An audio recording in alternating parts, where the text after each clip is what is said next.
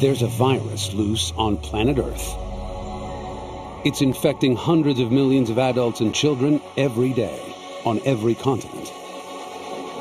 Each one of us is a potential carrier. Welcome to Planet YouTube, an unrecognizable world in which your home movie is bigger than a Hollywood blockbuster. YouTube has been part of a new world order. It has shifted culture. And backyard science experiments can go global. Oh, this is awesome. A world where anyone can be a superstar. He was the first true social media worldwide phenomenon. Where presidents are elected. YouTube allowed us to elect an outsider as president of the United States. And dictators deposed with the click of a mouse. And it's anonymous, so it's so dangerous. And the power of the viral is unstoppable. I was like, wow, wow, wow, wow, wow, wow, wow, wow. Over the next hour, we'll get to the bottom of the epidemic, tracking down the unlikely pioneers and accidental celebrities who in just 10 years have brought world culture to its knees.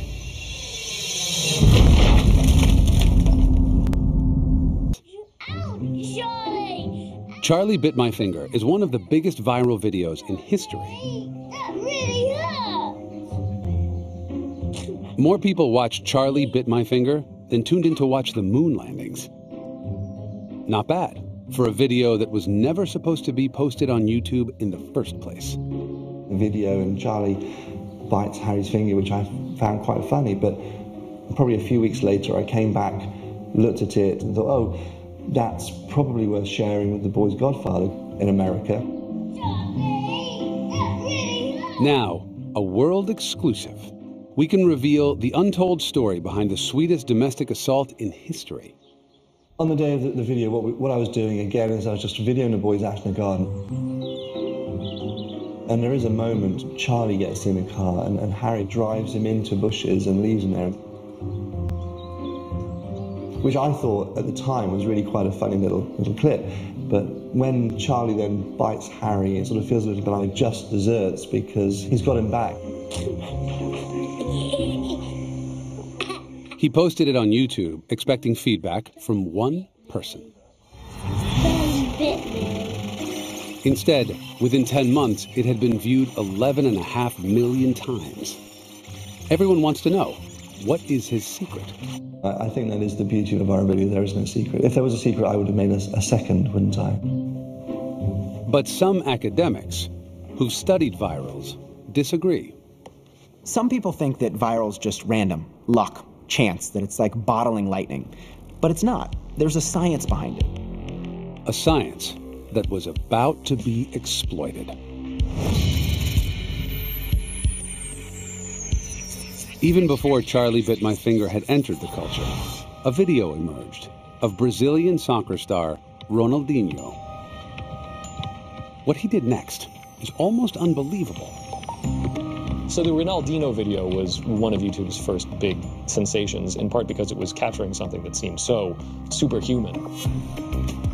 This great soccer player kicking the ball off the crossbeam of the goals 4 times in a row. The buzz wasn't about Ronaldinho's ball skills, but whether or not the video was real. There is something a little bit suspicious about the golden box with the Nikes in them that he opens. And the way that it sort of pulls back so you can't really see the details so well at the most important moments. There was a lot of speculation over whether it was real or fake, and debates that went on online. The clip is the first to reach 1 million hits, before the creators are soon exposed as Nike. And that made light bulbs come on all over the place. That actually there was potential in YouTube and online video as an advertising medium. Nike had subverted the home video viral and commercialized it. The next mutation would be even more surprising. I guess a video blog is about me. My name is Bree. I'm 16. I don't really want to tell you where I live because you could stalk me. On June 16th, 2006, a video appears on YouTube with the tagline, Lonely Girl 15.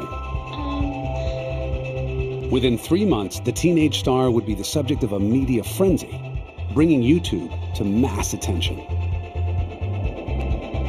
Lonely Girl 15 was this cute, really candid teenager. She was sort of fighting with her parents a lot, and she was arguing with her boyfriend. You know, if you wrote an email to her, she would respond to you and say, thanks for the idea, you know, here's another thought. So people formed this really personal connection to her.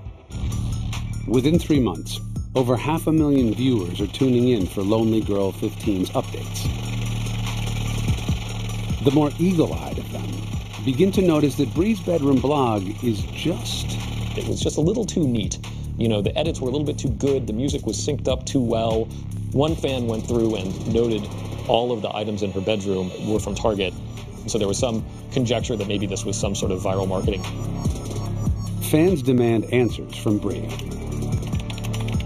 When she doesn't reply, an LA Times reporter smells a scoop. It was a great mystery. This girl hiding in plain sight, as it were. He sets off to learn the true identity of Lonely Girl. But no one was quite expecting what he would uncover. And that's when we knew we had her. In the summer of 2006, the viral video went mainstream as an online mystery turned into a real-world manhunt. The race was on to track down the vlogger behind the latest YouTube sensation, Lonely Girl 15. Okay, so I'm kind of in a blue mood again today. This was like huge national news. She wouldn't say where she lived, so there was this kind of treasure hunt kind of aspect to it. I've been calling my parents all day. Gradually, the videos began to take the form of a thriller, with a plot almost as intriguing as Lonely Girl herself. It was a great mystery. No one knew who she was, and no one could find her. Let's find who this girl is. What are they doing? There was a botanist who analyzed the flora and the fauna in the video and said it could only appear in this one little portion of Northern California. But where? After 10 fruitless weeks, the reporter and his colleagues launched an audacious sting to out Lonely Girl 15 using an email tracker. In those days, when you sent a message through MySpace, you could implant a tracking code that allowed you to see where that message had been opened. We set up a lot of fake accounts pretending to be fans of Lonely Girl and sent messages to her MySpace page. And it was open in the server belonging to the Creative Artists Agency. And that's when we knew we had her. The Creative Artist Agency represents actors, writers, and directors. When Richard confronts them with the evidence, the real Bree comes forward. 19-year-old actress Jessica Rose. Millions believed in her, but it was all an act. Now, for the first time, meet the girl behind Lonely Girl and the men who pull the strings. So the idea was, we're going to build a huge audience. We're going to make them committed and passionate about this character and the storyline. She's going to run away from home, and then we're going to release a DVD that will be an independent feature film about the story of a group of fans on YouTube trying to find this girl who's vanished. The movie never happened, but Lonely Girl continued online for 2 years. I learned how to see the world from a completely different point of view when I was 4. The YouTube viral video was evolving at faster and faster rates. But some videos were more infectious than others, inspiring viewers not just to watch, but to make a version of their own. One of the first videos to have this effect was created by an unlikely pair of backyard chemists. My name is Fritz, and I had 20 years working as a professional juggler. My name is Steven, and I had 20 years as a trial lawyer. When a friend of ours told us about this Coke and Mentos experiment, he asked me, have you ever heard about this crazy thing? You drop Mentos into Diet Coke, and something happens? And so Steven came to visit me and said, we got to try this. So we went out in the backyard like a lot of people, dropped a handful of Mentos into a bottle of Coke. Oh, this is awesome. That's how it started. On June 3rd, 2006, Steven and Fritz posted their own Coke and Mentos display online. An epic 101-bottle tribute to the Bellagio fountain in Las Vegas. When we first put our video online, it was a Saturday morning in June. We told exactly one person. The next day, we had 14,000 views, and by mid-afternoon, and hundreds of thousands. All from telling one person. By the end of 2006, the Coke and Mentos spectacle had turned into a YouTube mega viral with 12.5 million views. And something about it made people want to make Coke Mentos videos of their own.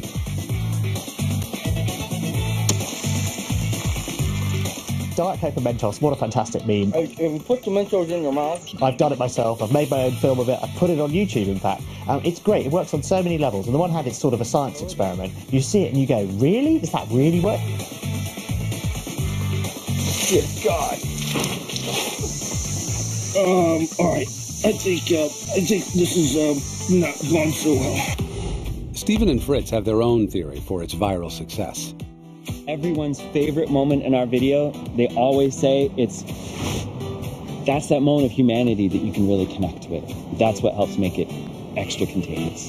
The contagion boosted global sales of Diet Coke by over 5%. Mentos, 15%. Silicon Valley's giants took notice of YouTube's growing power. Meanwhile, the explosion of video content meant that YouTube servers were sent into virtual meltdown. And there were times where we were hours away from running out of hard drive space, storage space. I mean, just overall, we couldn't take any more videos. It was like 4 hours left. I didn't think that it was going to blow up that quickly. I mean, that was a good thing, but it was my credit card that was getting blown up as well. YouTube needed a bigger home, fast. YouTube, a website that didn't even exist 2 years ago, was purchased today by Google for $1.65 billion.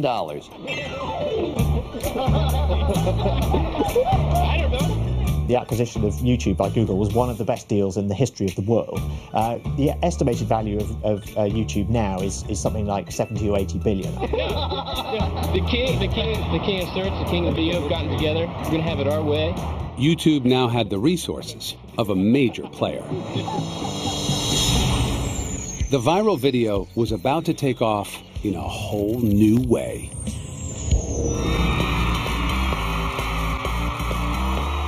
I was looking for the right person who could do it. I was looking for that star who was truly a star.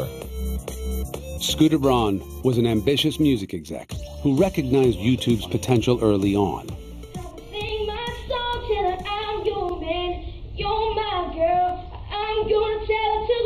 On YouTube, Scooter found a 13-year-old Canadian kid who'd posted a video of himself performing in a talent contest. He first tried to launch him with the record labels. Everyone said no. Everyone said no. Because they said, well, this kid's on YouTube, we can't monetize this. So the only way to make people understand was to not care about the gatekeepers anymore, and not care about the suits, and care about the people. This is what I found. Nobody wants to be. So Scooter turned back to YouTube and devised strategies for building Bieber a cult following. You're singing with me or what? One of the tricks that I use that I've actually never talked about in any interview is that I never let him introduce himself. The reason I did that is because when you watch a video when someone doesn't introduce themselves and the video's extraordinary, you feel like you're getting to see something you're not supposed to see. It's more exciting. And that was one of the tricks that I felt worked for us and made those views become bigger and bigger. Then the time came to test Bieber's online popularity in the real world. Neither Scooter nor the music industry predicted how it was about to change everything. And I announced with social media that he was going to do an acoustic performance and sign autographs in front of the Universal Music Building in London.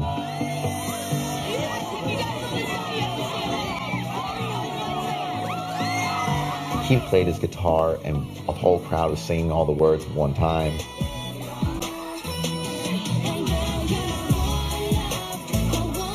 Everyone at the label was looking out of their windows just in complete shock because no one had ever pulled a crowd that big.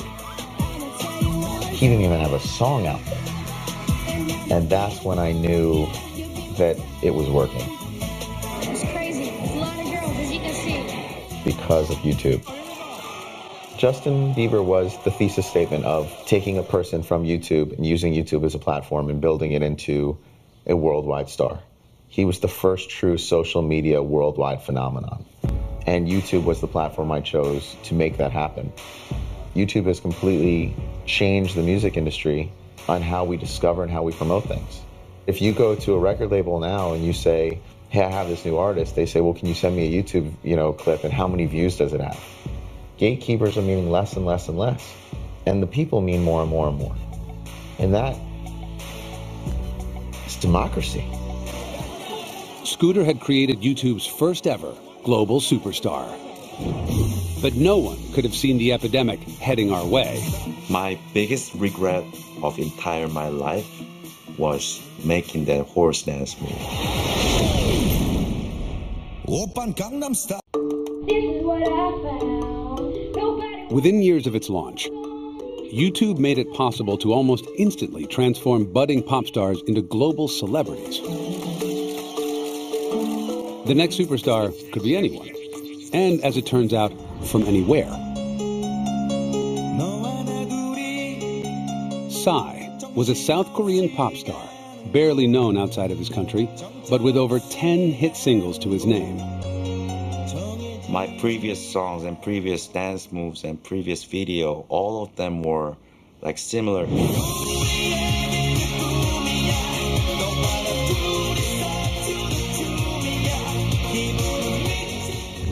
Then, in 2012, he wrote a song poking fun at his swanky neighborhood, Gangnam, and threw his energy into creating a new dance move. Gangnam is a name of district in Korea. You might think the district as some sort of Beverly Hills type, hot and wealthy area. I have my own choreographed teams in Korea, and we were focused on making a new move for the new song. We literally tried everything on the universe, not just horse, but every animal, every creatures on the universe. Psy finally settled on an equine dance and made a video intended only for Korean broadcasts. I was not friendly with internet things at all. So I didn't do Twitter and I didn't do Facebook, and I honestly didn't know that much about YouTube before Gangnam Style. But one of his team persuaded him to post the new video onto YouTube. 2 weeks later, he gets a call from a major player in the music business. My buddy sent me a video that had 100,000 views out of Korea, and I said, I can make this huge. He goes, you want him to do it in English? I said, no, I want him to keep it in Korean. And 2 weeks later, I'm talking with his translator, explaining that I want to keep it in Korean. Psy looks at me, looks at his translator, looks at me again and goes, if you come drinking with me in Koreatown tonight, I'll do this deal. And I looked at him and I said, you speak English? And he goes, I went to Berkeley. To Psy, to Korea, breaking down barriers to the future. Thanks a lot. Scooter and his team used their network to help spread Gangnam Style fever in the West. A lot of worldwide celebrities started to tweet my video. Britney Spears, Robbie Williams, Tom Cruise. People told me, like, your song became like trending of the Twitter, and I was like, trending? What is trending? There were a lot of people eager to learn the dance moves. It seemed no one was immune from the Gangnam infection, not even the Secretary General of the United Nations. He became the second famous Korean in the universe right now. And it triggered countless copycats. I think it was really a cultural phenomenon. What he was doing was crazy. It was surprising. And so they shared it with other people because they couldn't believe what was happening. Like once it exploded, like huge, I was like surprised literally every day and every moment, like wow, wow, wow, wow, wow, wow, wow, wow. Nothing draws a crowd like a crowd. A few people share it, and then they see their friends share it, and they don't want to be left out. So next thing you know, they start sharing and it becomes this snowball. We watched as this video spread from Korea to the United States, to South America, to Europe. As Gangnam Style continues to rack up 1 million views per day, will Psy always be living in its shadow? My biggest regret of entire my life was making that horse dance move. You know, I cannot top it. I cannot top it, you know. We came up with a game plan, and that video now is the most watched video in the history of the internet. Gangnam Style has now been watched over 2.3 billion times. That's the equivalent of everyone in China, Europe, and America combined. Incredible. It's like being struck by lightning. Something that happened, and I don't think will ever happen again on that scale. He gave a little bit of happiness to everyone. The music has always done that. The difference is now a slightly overweight, sorry, Psy, man from Korea. It's in a song and an incredible piece of content with that video. Put it online, and the entire world can enjoy it within seconds. That was never possible before. Gangnam Style showed that YouTube now reached a global population like nothing else. Soon, it wasn't only pop stars harnessing that power. Yes, we can. Yes, we can. And for better or worse, YouTube became the propaganda tool of our time. In 2008, one visionary recognized the internet's ability to reach a new audience. But did YouTube help elect an outsider as President of the United States?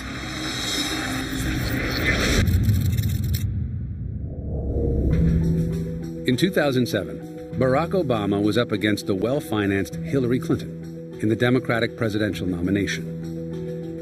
Hillary Clinton had most of the party establishment behind her, and so the only path for Obama was to build a big national grassroots movement from scratch.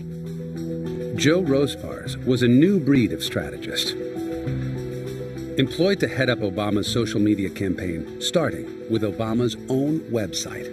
I hope that you use this website as a tool to organize your friends, your neighbors, and your networks. We can do a different kind of campaign.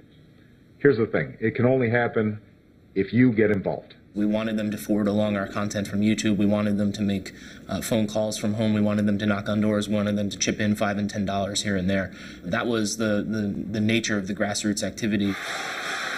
A video of one of his speeches posted on YouTube went viral. And so too did his campaign. The Yes We Can video actually went viral over the weekend.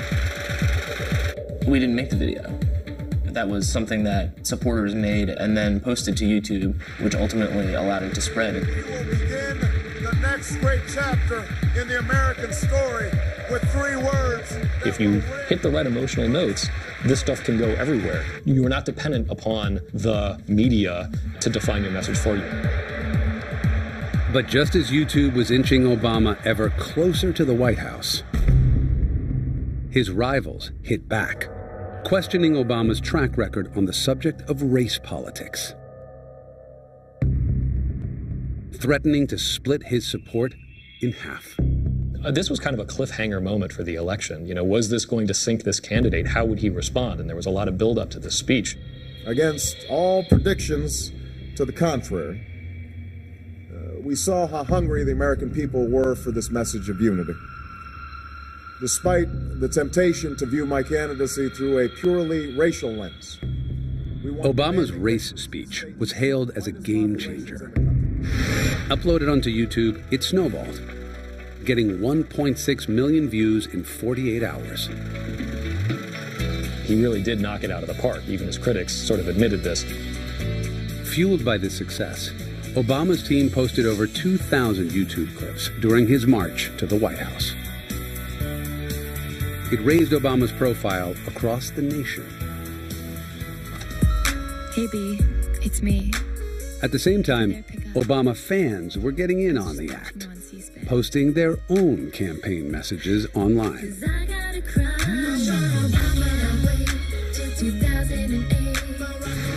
Obama Girl was a huge viral video of the time, scoring over 26 million hits.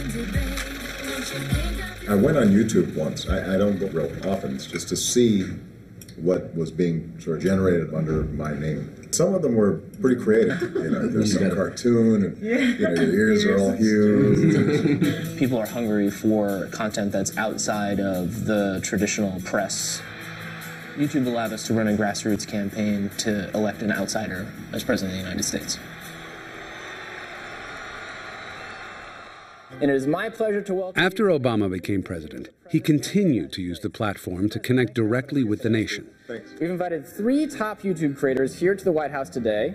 We're in the East Room, and they have set up their own YouTube sets right here in the White House. Great to see you, Hank. President Obama. Hey, Glozell. Hello. How are you? Good, how are you? Good to see you. Great to meet you. I don't really feel like I'm having you. This is your house. You know, well, it's the people's house. This is, I'm actually... Obama's YouTube campaign proved once and for all that anyone could get their message to the world.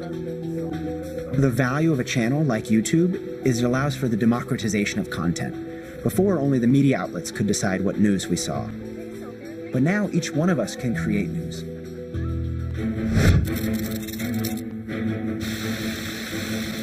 In 2007, YouTube underwent a seismic change. The modern smartphone hit the mass market, and this technological evolution created a new way of capturing and sharing news, called citizen journalism. One individual who shoots a video on their camera phone, thousands of people can view it in a few minutes, and it can be shared to thousands more in the next hour. Anybody with a mobile phone and access to the internet can become a journalist with the advent of YouTube.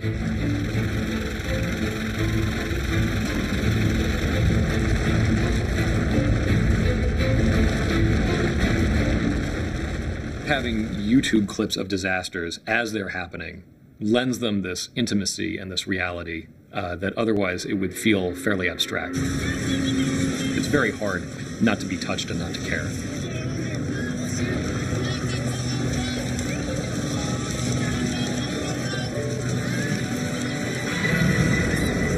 In the hands of citizen journalists, the power of the viral video can turn personal stories into global stories. YouTube allow people all over the world to actually create their own mechanisms of sharing their own stories. So you can take a story that might be very personal and all of a sudden, using virality, make it something that has a level of global sympathy.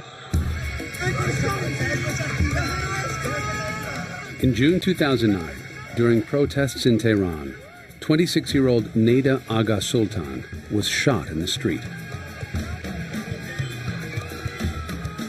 These images from Iran went viral on YouTube and shocked the world.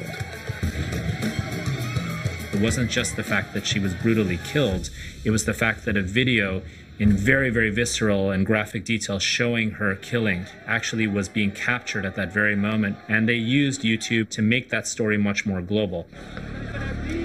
Viral videos began to drive social change.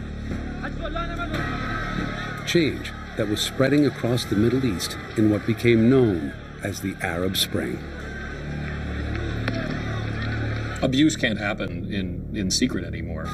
Whether it's autocratic governments in the Middle East, whether it's police abuse here in the United States, in the era of YouTube and smartphones, everybody is a potential journalist. You can't kick every potential journalist out of the country because you'd have to kick everybody out of the country. Every form of social change has always had a media component to it.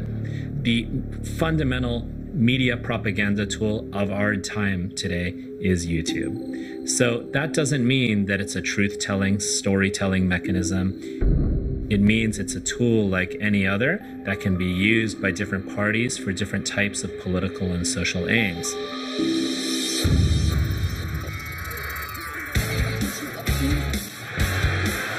YouTube had helped elect presidents, topple regimes, and create worldwide phenomena. Now, things were about to come full circle as ordinary people would cash in big on YouTube fever. Today, YouTube has given birth to a new generation of media creators, and their fan base is huge. Variety just did a study among teenagers and asked them who are their top stars. And the top 5 stars were all YouTubers. YouTubers are ordinary people creating content for their own channels. They're trying to make YouTube more like a TV network, and they're promoting their stars with ad campaigns, which is something that you only have seen media properties do before. When we think about the early days of YouTube, we think about the individual viral video, the person who captured that one moment and shared it with the world.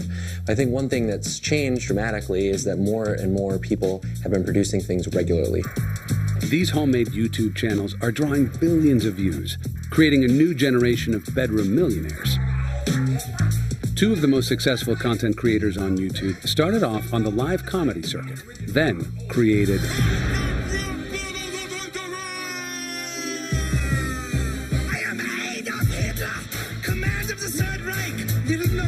epic rap battles. Pits 2 famous icons against each other in a rapping competition.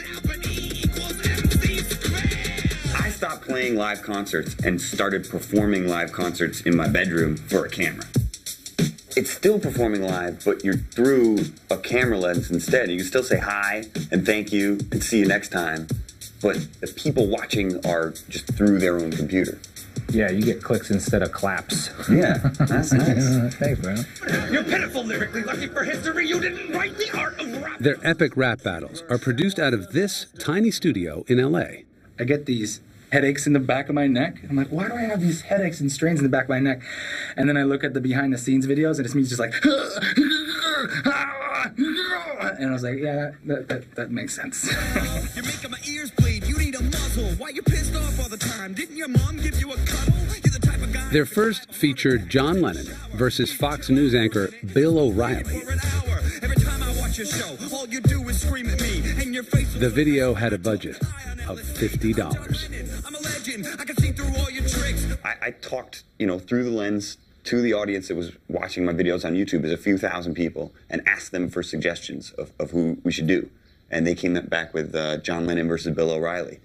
And we both saw that and we're like, this is funny. Stop your presses, Lennon. You call me Mr. Bill O'Reilly. When it comes to squash and liveys, I come recommended highly. You're weak.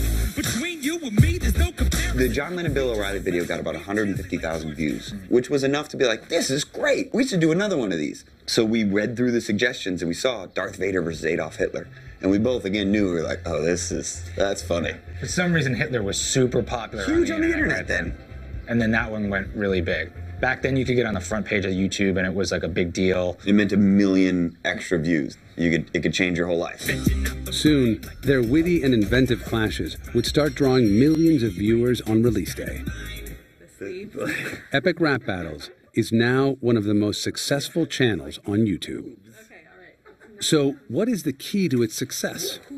I think that people like competition and they like getting behind a side, so people like to root for their favorites. And then I think a big thing about it was at the end of the video, we asked who won and who's next, and people want to participate.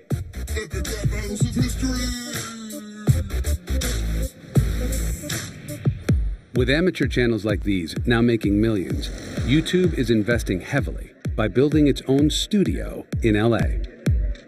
And major channel creators get to use it for free.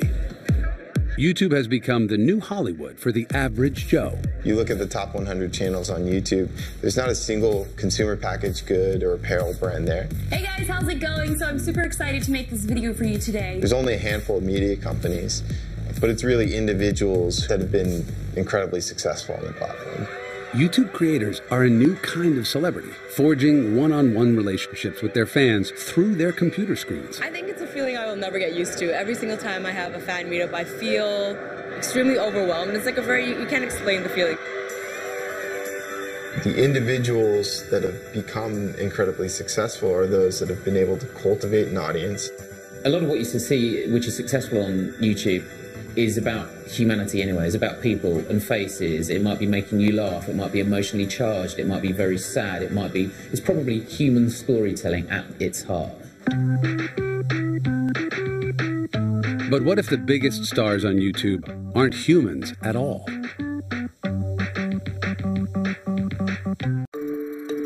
By the time you've finished watching this program, over 18,000 hours of video will have been uploaded onto YouTube.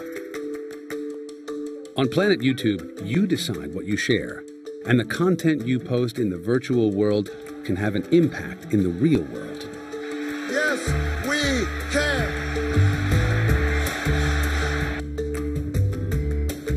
But did YouTube's founders have any idea their little startup would make such an impact? It certainly has surpassed any goals that we had set when we first started YouTube, looking 10 years back.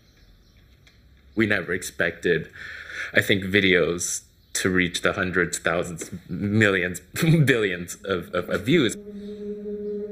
YouTube owes its success to its phenomenal viewing figures. But how much does Steve himself know about what makes a clip go viral? Frequent videos that I would put up always featured my cats. And it's not that my cat videos were of any particular interest other than it being the first cat video on YouTube.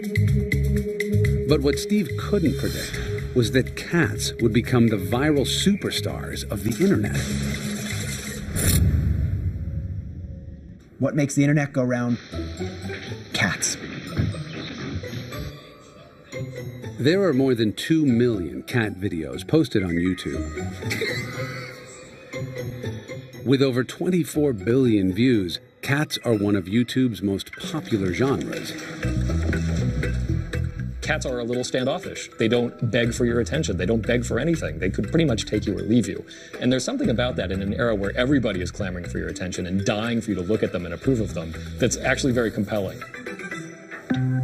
So, who are some of YouTube's top feline stars? If you ever hear a snarky reference to YouTube as cats playing pianos, chances are this is the cause.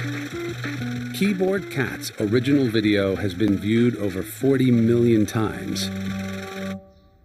But one cat has gone a step further and turned viral fame into money.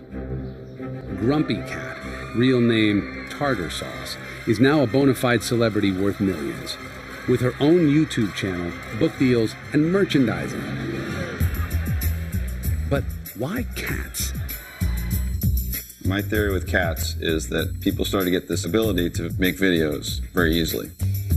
So they're sitting around and looking around their house, and that's the only thing that's interesting. Now, why cats versus dogs? I don't know. That's a debate for the ages. With even cat videos proving lucrative business, it's no wonder people are keen to unlock the secrets of the viral video. I think if you could put your finger on what viral videos have in common, then you'd make a fortune. It's like playing you a whole load of pop songs and saying, these have all been hits, what do they all have in common? It's, you know, you can sometimes find some commonalities between them, but it really is trying to nail jelly to the wall. Whatever the reason, some of YouTube's earliest stars have had their lives transformed. Now we have EP Bird Studios, and we make viral videos for brands like Coke and Office Max and McDonald's. All kinds of things. It keeps going. The madness continues. So these nozzles hold the Mentos on top of the soda bottle. And inside of They even have a viral manifesto. Mentos candies, there's certain characteristics that make a video go viral. Don't waste our time. Make sure you get down to business right away. Be unforgettable. Do something we've never seen before. But really, ultimately, it's all about humanity.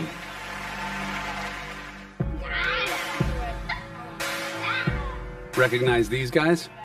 You should. Harry and Charlie's video has now been viewed. It's just less than 1 billion. Billion? Ooh. Which is about 1/6 of the world's population. And what does Charlie credit for its success? I think it's so popular for the laugh.